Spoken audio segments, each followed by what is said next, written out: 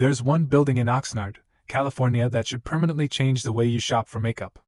Because inside that building, price and prestige stop looking nearly as impressive as the beauty aisle trained you to believe. Colourpop has described itself as a brand born inside Spatz Labs, a family-owned contract manufacturer in Oxnard.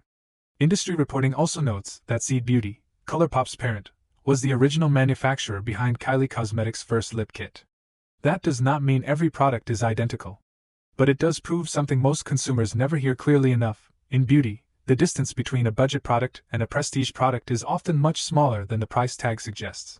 Glossy. That is the first thing I want you to understand. This video is not about whether makeup is good or bad. It is not about telling women to stop buying lipstick. And it is definitely not about pretending every drugstore product is dangerous and every prestige product is a scam. It is about trust. Because when you buy a beauty product, you are not just buying pigment, coverage, or packaging. You are buying a promise. A promise that the formula was chosen with care. A promise that the claims on the box are honest. A promise that the price has some relationship to the product inside. And in far too many cases, that promise is where the markup really lives. So today, we are doing something the industry hates. A value audit. 6 brands that deserve real skepticism. 3 brands that still earn meaningful trust. And 1 lesson that will save you more money than any best makeup of the year list ever will.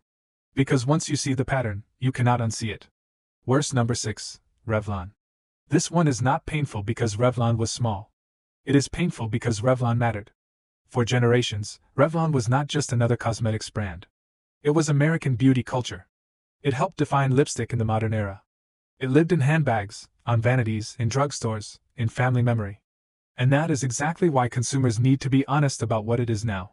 Revlon filed for Chapter 11 bankruptcy in 2022 and emerged in 2023 as a privately held company after eliminating more than $2.7 billion in debt.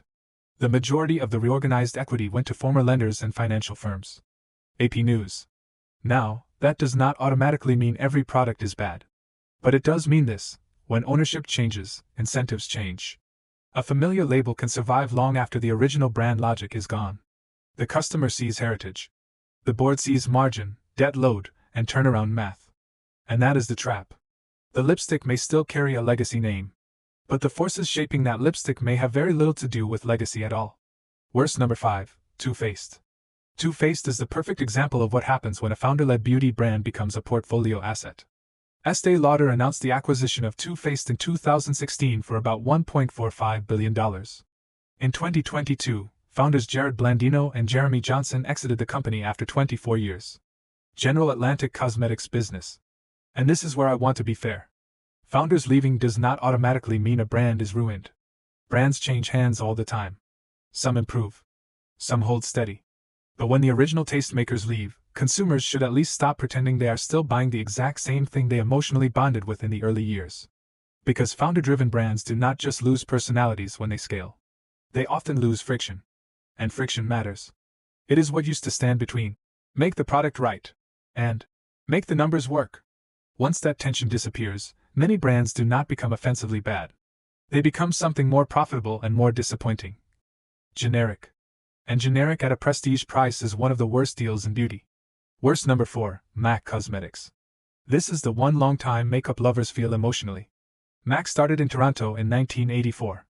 Estée Lauder acquired 51% of the company in 1994, increased ownership again in 1997, and completed the acquisition in 1998.